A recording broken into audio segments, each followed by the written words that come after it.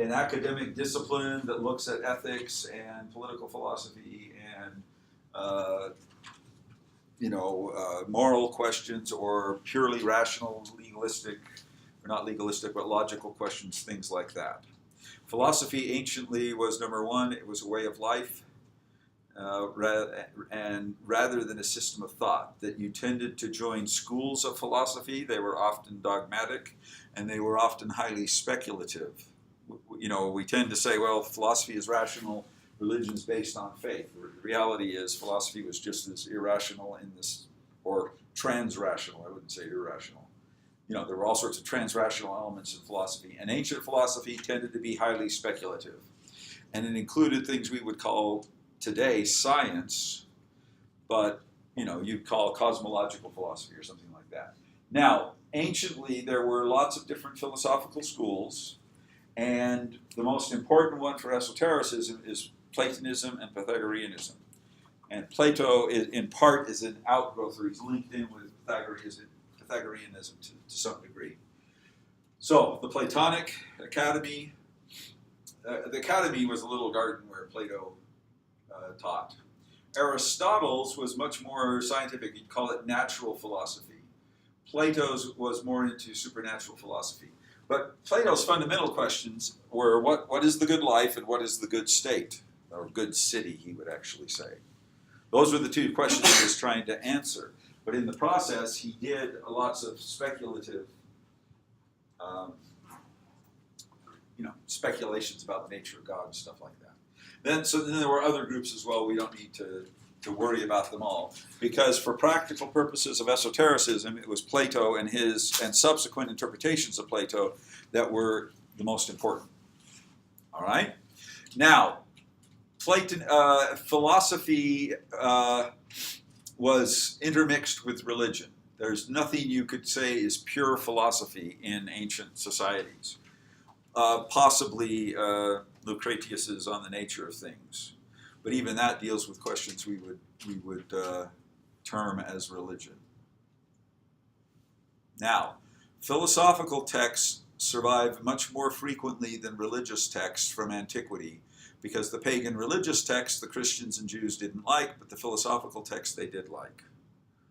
So what we see is Plato survives, but some handbook of how to do sacrifices to Zeus, that doesn't survive.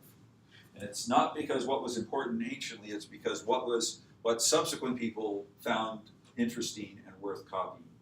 So just bear that in mind. And what we find then is the Platonization of Christianity, in part based on moral and political philosophy, but also in part based on esoteric philosophy of Plato.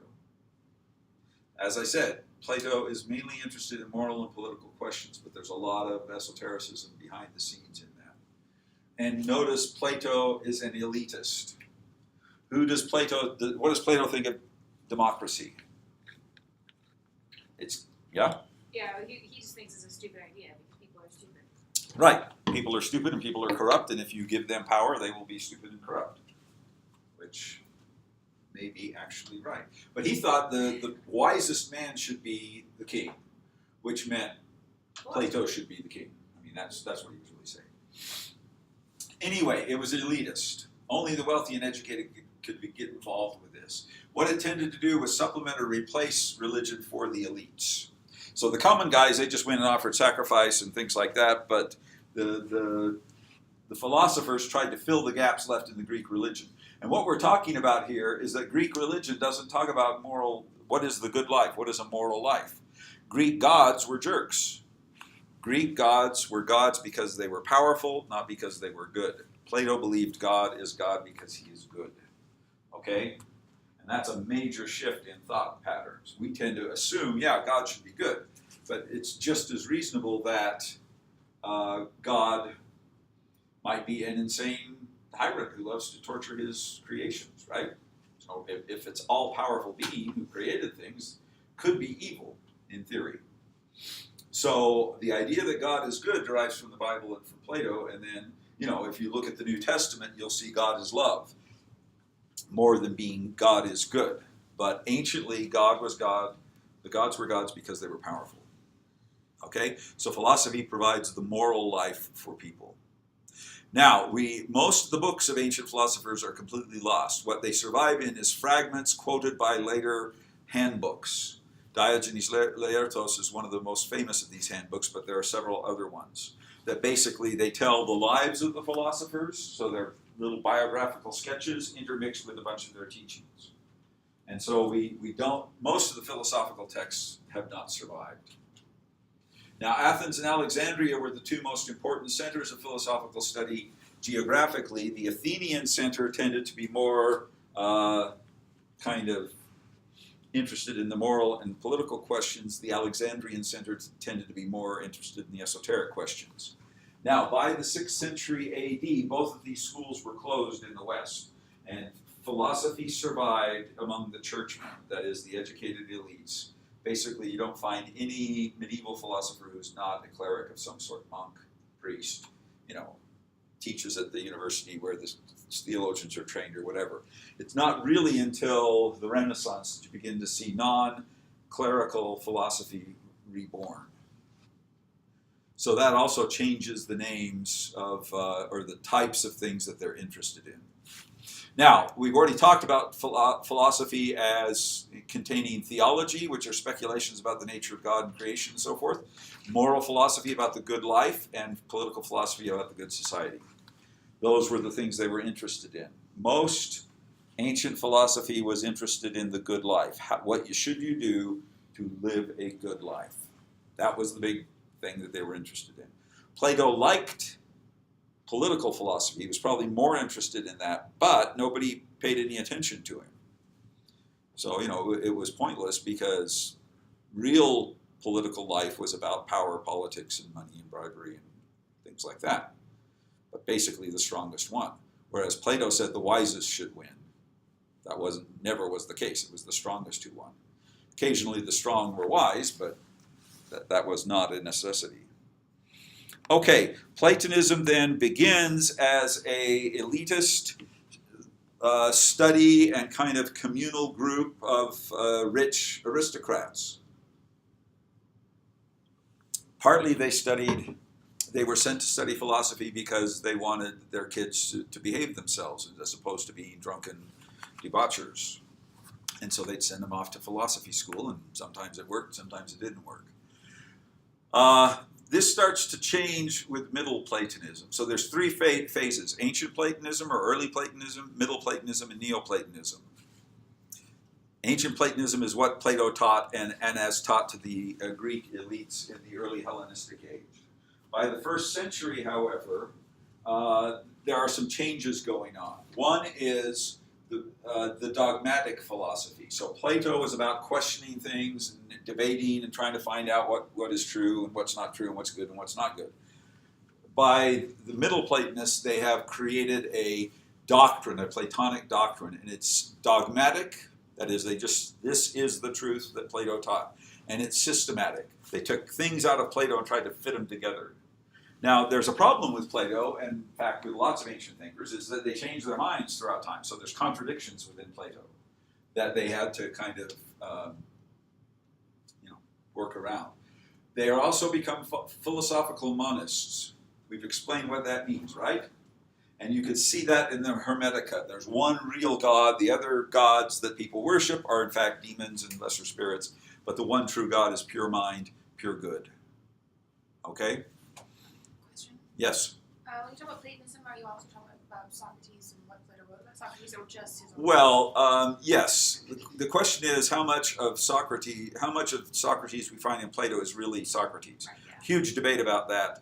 But as it comes down, what we have is the Platonic dialogues in which Socrates is the figure, but is that like Hermes is the teacher in the Hermetic dialogues, or is it really Socratic? So there's a big debate about that. But for practical purposes, it's the writings of Plato that survive, purporting to be the teachings of Socrates. Okay? Now, we also find Philo coming on the scene, and we'll discuss him more. There's a chapter on him in the Schaeffer book, who is a Jewish Platonist. Philo fundamentally believed that Platonism was absolutely true. It's purely rational truth that is established. And he believed the Bible was absolutely true. And because of that, they should be compatible and teach exactly the same truth. So what Plato, or what Philo is doing, he's an Alexandrian Jew of the early 1st century AD. And what he's doing is essentially Platonizing the Bible. And he wrote an extensive commentary on the Torah, the first 5 books of the Bible, as well as some other commentaries on other books. And he generally does his philosophizing through commentary on the Bible, in which he completely interprets the Bible as Platonic. Now, the later Jews reject him. He is not preserved among the Jews. And he wrote in Greek. Now, he is a Hellenized Jew who went to Greek school, learned Plato, thought it was really cool, but still believed in the Bible and tried to merge them together. And so this is what we call Middle Platonism. Philo does not survive among the rabbis because after the Jewish wars, when the pagans start to treat Jews terribly and then the Christians persecute the Jews in the imperial age, the Jews reject Hellenism completely. They do not preserve Josephus, they do not preserve Philo, they don't preserve Greek Jewish writings from the 1st century AD. They just dumped them. They said, we hate the Gentiles, we have nothing to do with them. So Plato only survives among the Christians who take his Platonic interpretations and apply it to Christianity. So Plato's a crucial figure who is pure Jewish. Philo is a pure Jewish important figure, contemporary with Jesus, but never mentions Jesus, but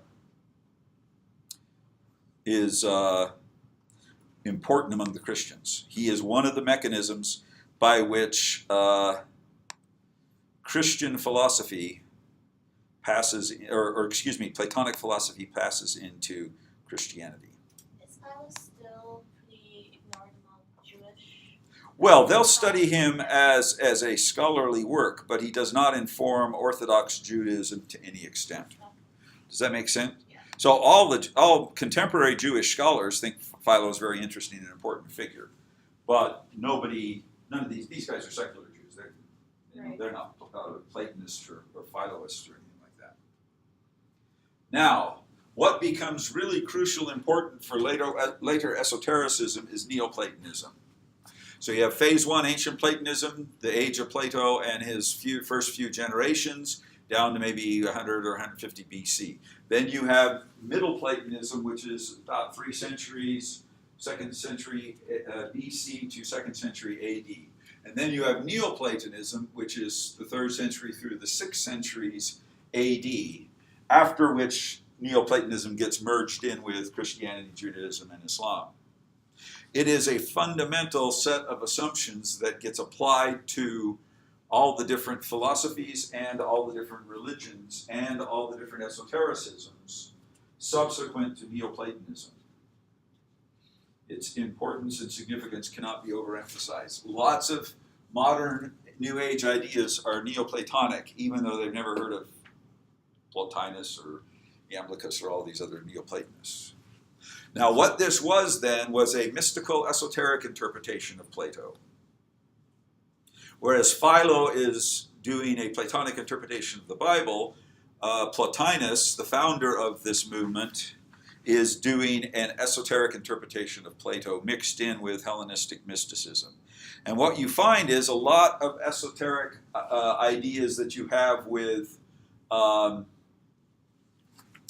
in the Hermetica are shared by the Neoplatonists. There's some significant differences, but they are shared. So the idea, number one, there's only one God, okay, and they call him the One. The gods and demons are lesser beings. We've seen that idea before. The intellect, that is the nous, is derived from God. They have the belief in emanations. So what they say is God is like a candle in the dark. There's this fire, and it's bright around the fire, but it's less and less bright. But it illumines the whole cosmos. But the closer you are to God, the brighter it is, and the more powerful it is, the further away, the less it is. And basically, God is up here beyond the spheres, then you got the spheres, then you got Earth. So the furthest thing from God is the Earth. Actually, it's the things under the Earth. So man is here on the Earth, far from God, but still the light of God does penetrate here. And what you want to do is take your nous and go back up to the source. And you do that through mystical experience. Okay, it's called emanationism. Creation emanates from God. This is ex deo creation that we've talked about, right? So emanation is another key Platonic idea. And they describe this as the scent of a perfume. You open a perfume bottle and you can smell it. You can't see it, but you can smell it. And the closer you are, the stronger it smells. The further away you are, the less you smell it. So that type of an idea. So you got the emanationism. Okay? Now notice, a lot of these ideas parallel the Hermetica. It's not exactly the same, but there's a lot of similarities. Okay, matter draws the soul away from the spirit. We've seen that in the Platonica. The material world imitates spiritual ideas. This is a Platonic concept that in the mind of God there is an ideal idea that conceptualizes reality, and reality is an imitation of these ideas in the mind of God. Now, they use as pure intellect triangle. The idea of triangle is a certain shape, but you can have lots of real triangles that have different angles and different sizes and stuff, but they all imitate the ideal triangle, right? The idea of triangleness. Now, lots of people mocked Plato about these things, but this is what they believed. Okay? So and what we try to do is live in the world of ideas, which is pure, perfect, unchanging, and intellectual. It's purely nous, it's purely intellect. Okay, we are part of the intellect of God, and we can only understand spiritual realities by the intellect. You can't understand them through the physical senses, which only can understand the material world. We share our physical senses with animals. Animals can see, animals can hear, but animals can't do intellect. Now, intellect is related to the good and the beautiful. You've got to experience God. You cannot learn it from texts. Philosophy, the purpose of philosophy is to instruct the soul how to make this connection with God. So philosophy's purpose, Plato's purpose, he talks about the good life, and you have to live the good life in order to free your intellect from the matter that's drawing you down to sex and food and power and money and greed and all that type of stuff. All the vices are caused by the body. You need to transcend that by living the good life philosophically, and once you do that, that's just a stepping stone to the intellectual life that allows you to become one with God. So your goal is this union of the intellect with the mind of God. It generally happens in stages, but that's the ultimate goal. Does that make sense to everyone, what they're talking about there? Now notice how these ideas are going to have great impact on most forms of mysticism later on, especially Christian mysticism because of Dionysius the Pseudo-Areopagite, who was a Neoplatonic Christian, and we're going to explain who he is and what he does later on. Okay? Now, that is Plotinus. I have at the bottom of this chart, and this is all online, I have a list of the major philosophers. Plotinus is the founder, and his book is the Aeneads, which is actually written by Porphyry summarizing Plotinus's teachings, just as Plato summarizes Socrates. You see what I'm saying? That was very common back then. Then next is Porphyry, and I've listed their major works here. A lot of these are short little things. Then comes Iamblichus, then Proclus, and Eunapius is kind of the last big one, and he writes the Lives of the Sophists, which is a Neoplatonic hagiography. What is the hagiography? Writing saints' lives, lives of holy people. So Hagia Sophia, saint. Hagia Sophia is holy wisdom, Oh. but saint just means a holy one. Sanctus in Latin is holy. So we tend to think saint is different, but it's a holy one. If you're a saint, you're holy. So you've got all these different writers and their major books, and some of the major sources of these, like the Elements of Proclus or Elements of Theology by Proclus and so forth, that I've listed here. But we're going through the ideas now. Now, Porphyry and Iamblichus were the disciples of Plotinus who added some additional thoughts to Plotinus. It's not clear if Plotinus believed these things and they're just not in the Aeneads, or if these are just new But one is that esoteric interpretations of texts is a way to purify the soul for union with God.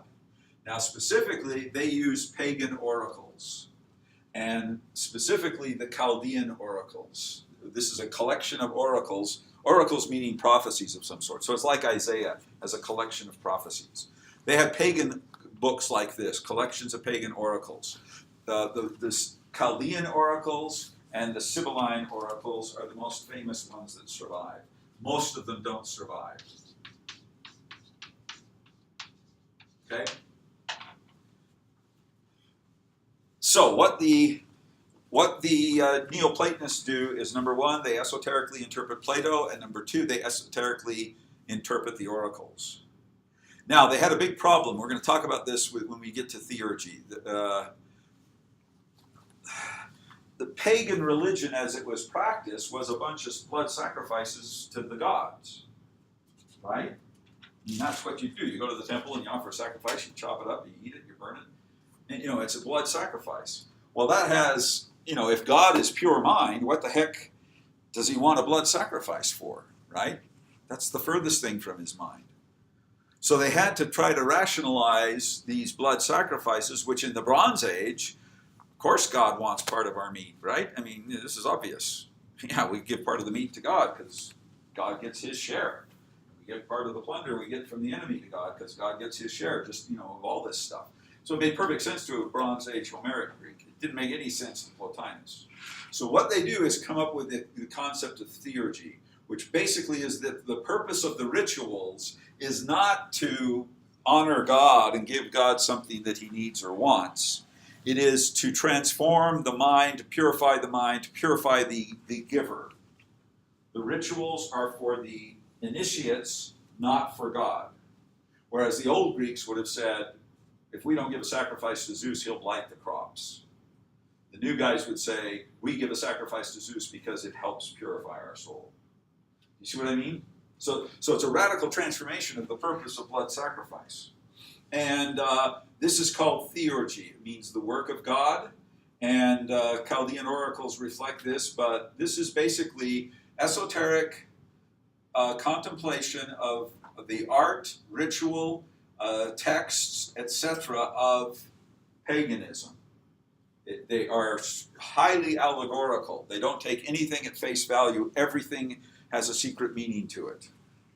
This is true of texts, of art, of rituals, practices, all sorts of stuff. That makes sense to everyone. What's going on here? So this is called theurgy, and it becomes another thing that gets picked up by magicians later on. Now, Julian the Apostate, you guys know who he was? He was an emperor who was a descendant of Constantine. I think he was his grandson. And his uncle,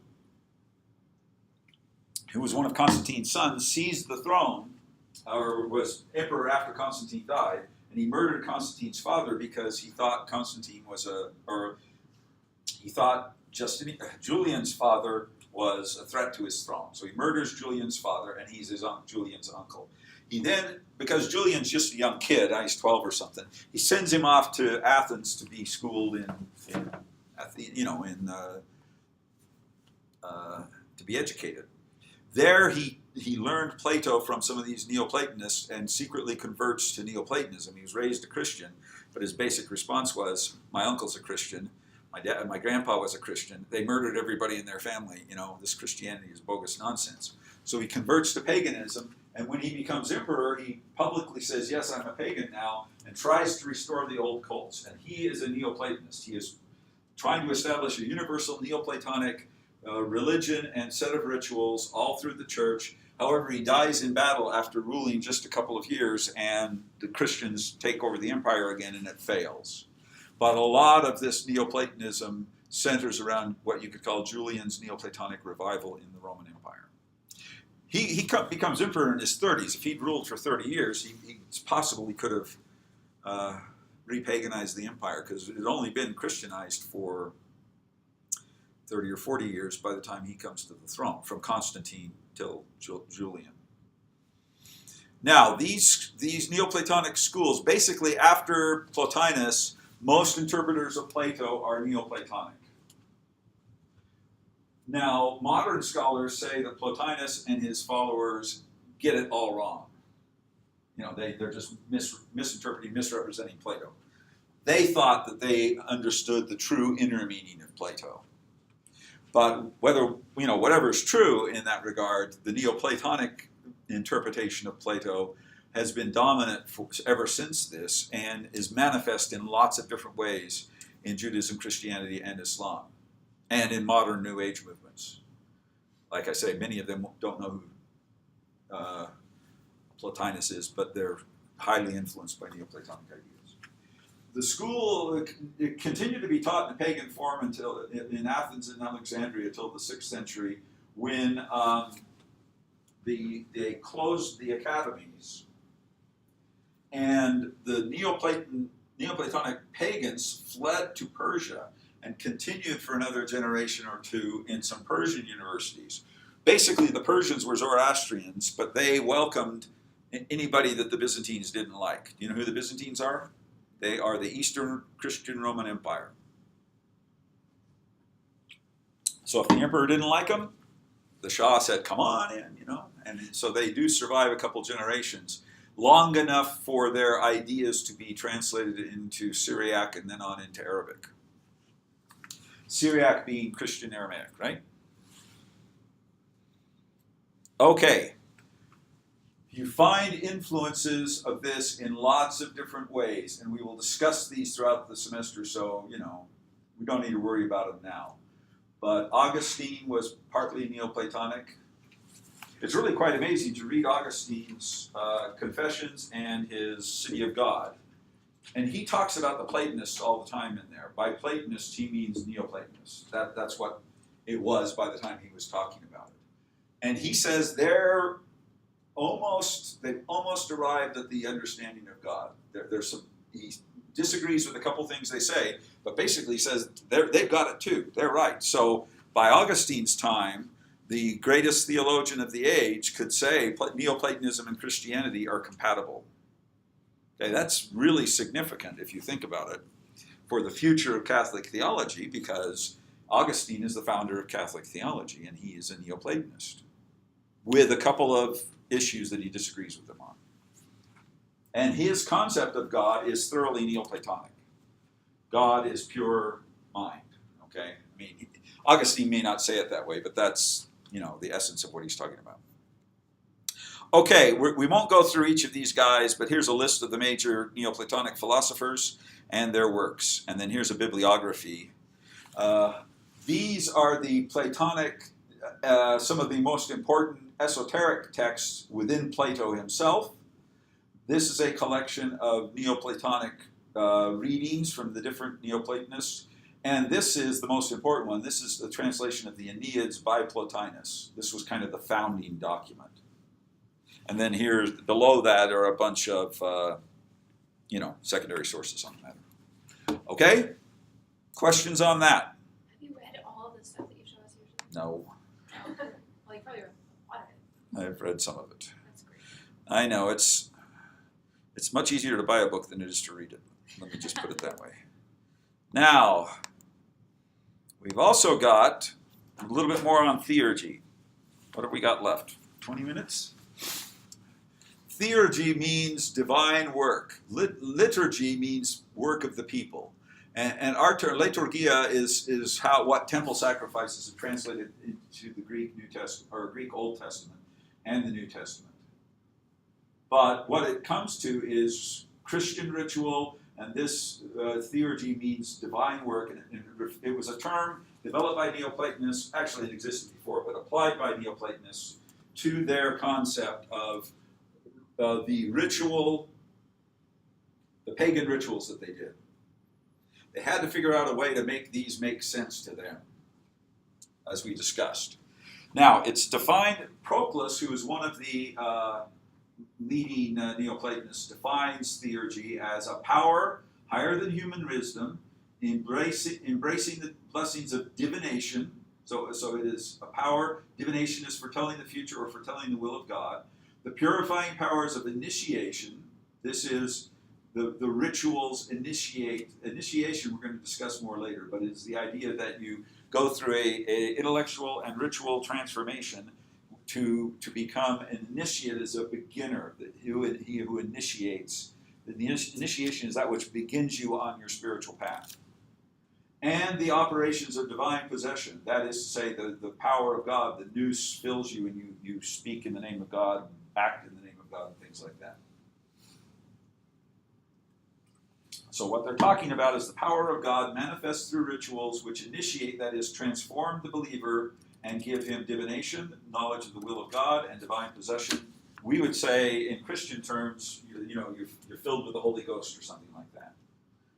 They viewed the idea that they would call it mind and intellect rather than spirit, but they might call it spirit too. But God's intellect / spirit can enter into a person and infuse in him. It emanates down from God and comes in you.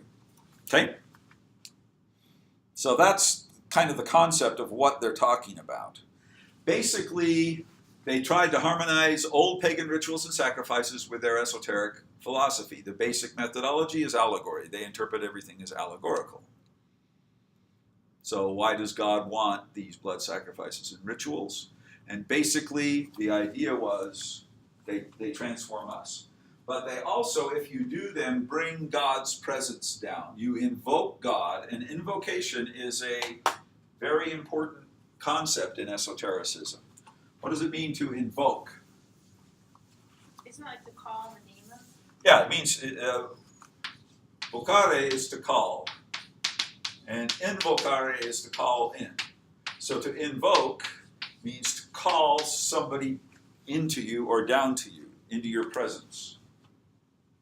An invocation then is a ritual calling upon God or a spirit to come to you.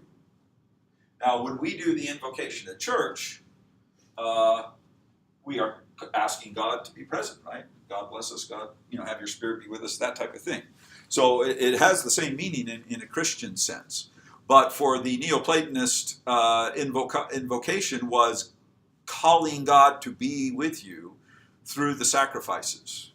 It allows you to know the will of God, and it also is the mechanism by which you attain this henosis, which is oneness. You become one with God, or one with the one, which is essentially deification. You become God.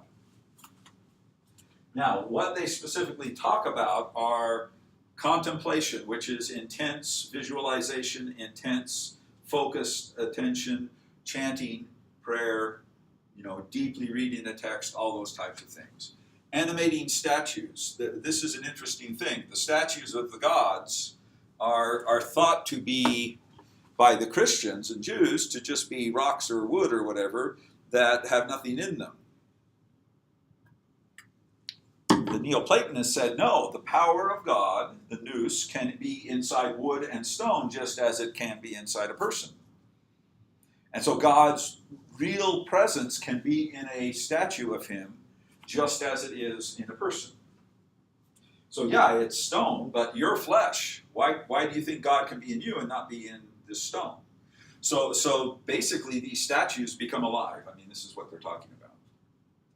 The person gets possessed by the mind of God. This becomes the idea of medium, that somebody, God comes into a person and then that person can speak in the name of God. They talk about visions and revelation of esoteric ideas. Okay? So these are things that are associated with theurgy. Now, in its pure Neoplatonic form, theurgy does not survive. Okay? Because it is clearly and intimately associated with with paganism. But the beliefs and practices survive in Christianity, Judaism, and Islam in various ways. For example, the idea of the icon as a manifestation of the power of God is based in part on Neoplatonic theurgy. So the Christians actually adopt a lot of these ideas. The idea of transubstantiation is a Neoplatonic idea, that Christ can literally infuse himself into the host of the Eucharist, right? I mean, that's what they're talking about with these statues. The idea that a statue can heal somebody. You have lots of healing statues in Orthodoxy and Christianity. And you'll see these because there's an icon or a statue, and on it are a bunch of ribbons and little tin things with like a foot or a hand on it. And that is a person prayed to that, their hand was broken, their hand was healed, they hung up a little ribbon as an offering to the icon that healed them. So the idea is God's power infuses the icon, spreads out. Again, that's parallels the Neoplatonic stuff. Now, that's not to say they're exactly the same. It's clearly Christianized in form, but some of these same ideas survive, and especially in magic. Current contemporary magical practices are very much theurgy. They'll call themselves that sometimes, but they'll also just kind of do it without really knowing where it comes from. Now, Iamblichus, one of Plotinus's disciples, was, or maybe a disciple of a disciple, but at any rate, he lived in Syria, and he was the guy that came up with all of this theurgy. And he, when Julian comes on the scene, he revitalizes and revises pagan sacrificial rituals along the Neoplatonic theurgistic lines that Iamblichus comes up with. So it is a major philosophy, although it fails. And then there are some books about all of this. Okay? Now this guy here, Uzdavinas, is a Lithuanian who is kind of a Neoplatonist. And he's a really good scholar, but he's modernizing all these interpretations in modern Neoplatonic terms. And so this philosophy and theurgy is his attempt to make modern sense of ancient theurgy and Neoplatonism. And, it's an interesting book. So some of these guys are kind of true believers, and other guys are just, somebody thinks is interesting or wrote a dissertation on it. A lot of Lithuanians. Oh, yeah? Yeah. Were you in Lithuania on a No, mission? I was in Slovenia, but I've been a lot. And they're just really into magical kind of Oh, yeah? worldviews and naturism. And Huh. Estonians as well, the Baltics. Yeah. Well, they were the last region to Christianize. They were pagans Yeah. still into the 14th century. They're So. very proud of that. Okay, any questions on that stuff? So it was a little faster than I wanted to do, but we still never talked about alchemy, right? So we'll spend the last 10 minutes on alchemy. Hopefully all of that made sense. We will get more into the impact of Neoplatonism later, because we'll be discussing it as we go along.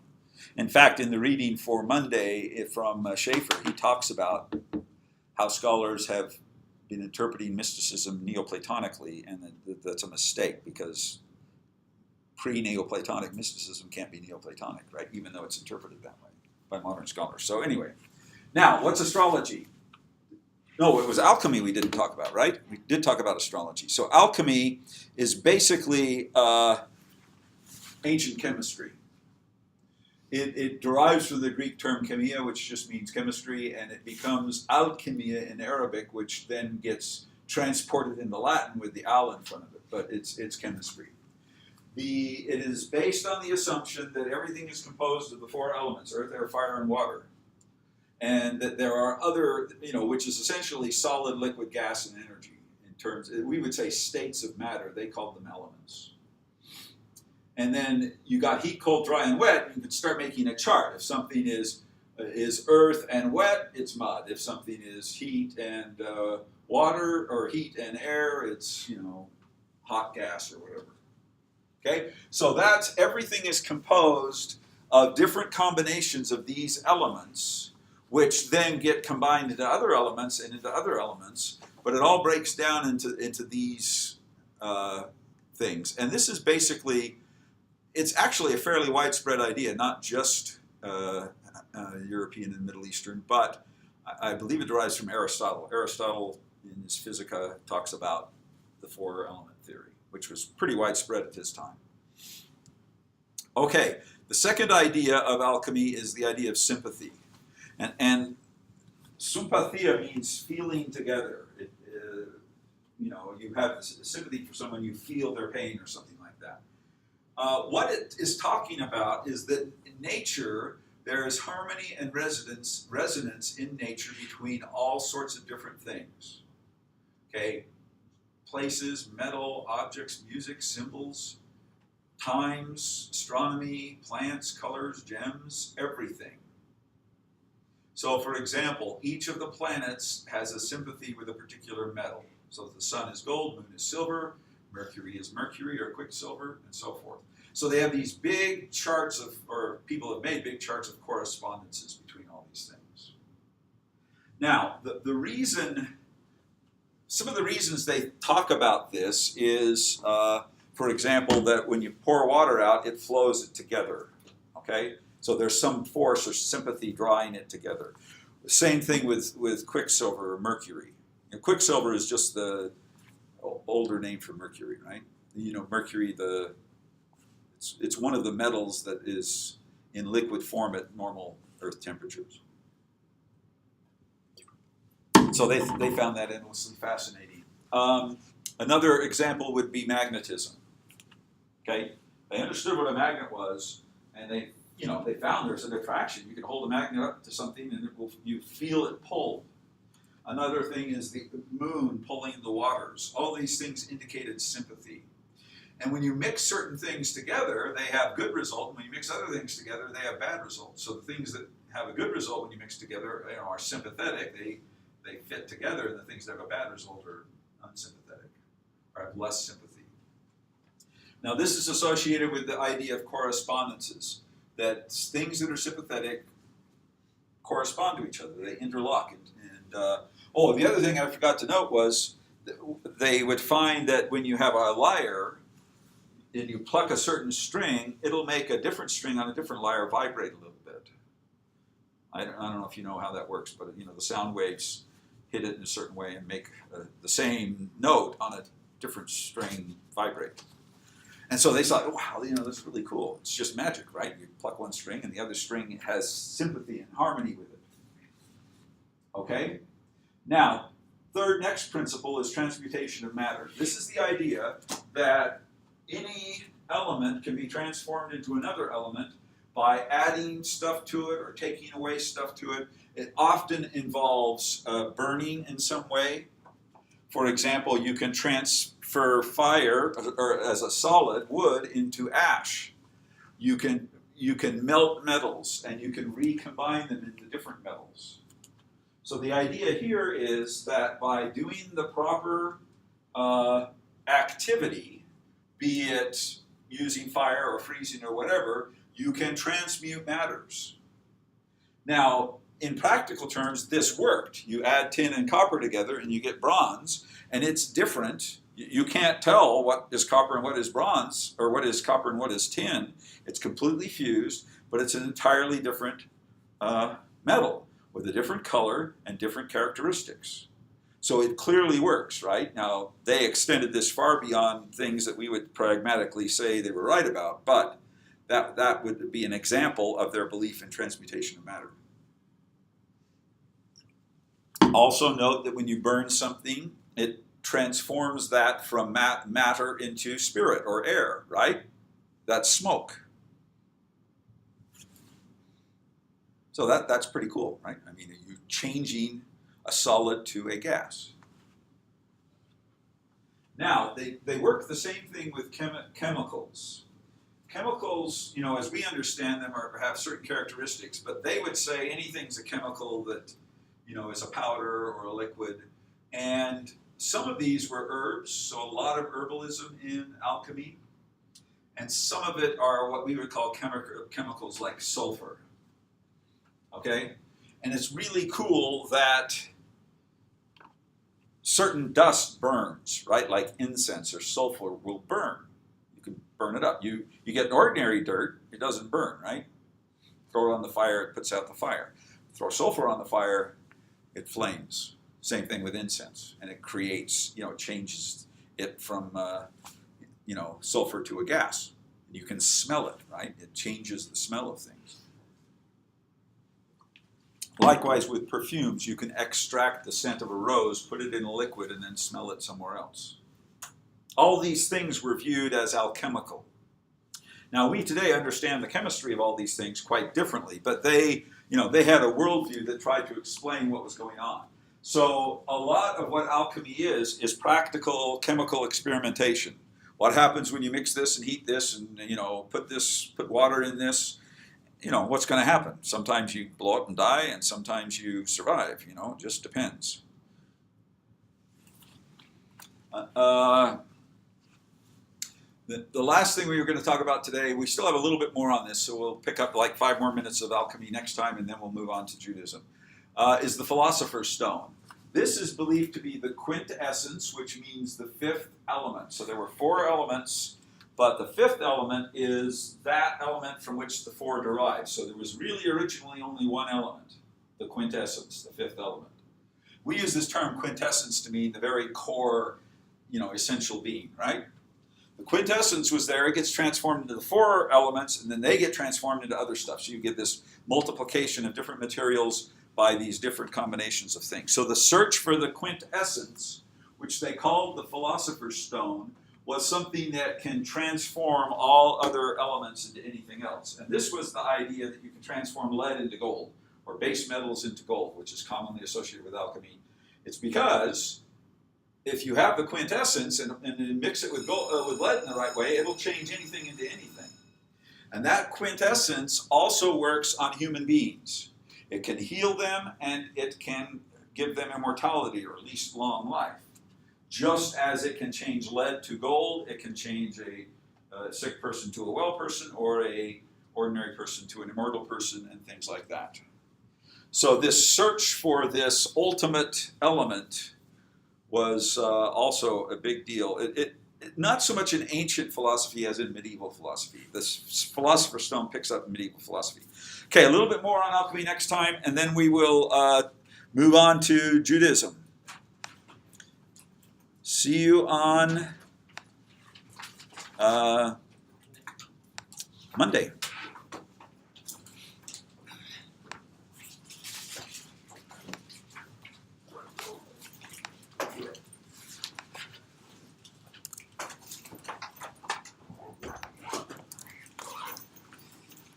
Thank you. All right. Here's this extra one. Oh, good.